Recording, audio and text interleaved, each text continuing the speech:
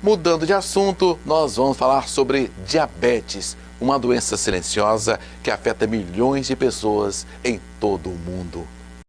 Dia 14 de novembro é dedicado à conscientização do combate à diabetes, uma doença muito importante e que pode surgir através de hábitos da nossa rotina diária. É de extrema importância que essa data seja lembrada anualmente e até mesmo todos os dias, pois o diabetes, apesar de ser uma doença comum, nos dias de hoje, ela precisa ser conscientizada sempre. É uma doença que aumenta os níveis de glicemia e as altas taxas podem levar a complicações no coração, nos rins, nos órgãos em geral, nos nervos e, em casos mais graves, levar até mesmo à morte. Então, por isso, tão importante a gente estar sempre conscientizando, porque ela pode ser até evitada através de tratamentos de hábitos saudáveis.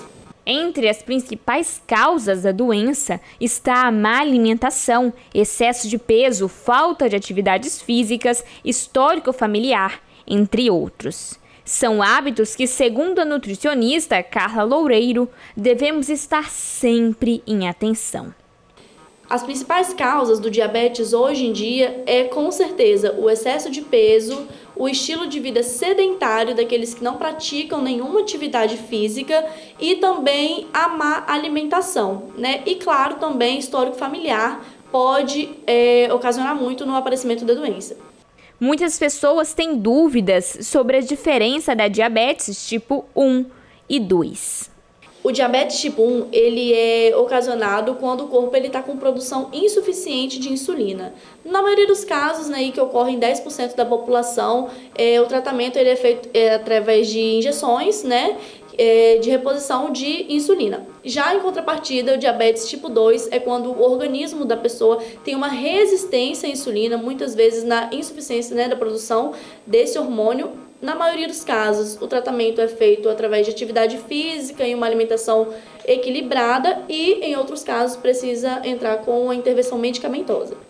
Pesquisas apontam que, na maioria dos casos, a diabetes é causada pela má alimentação.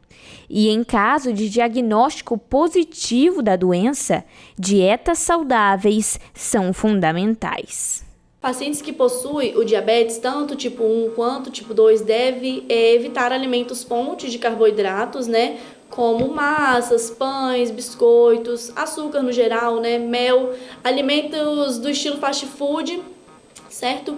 E alimentos que devem ser priorizados são fontes de fibras, proteínas magras, vegetais, legumes, saladas.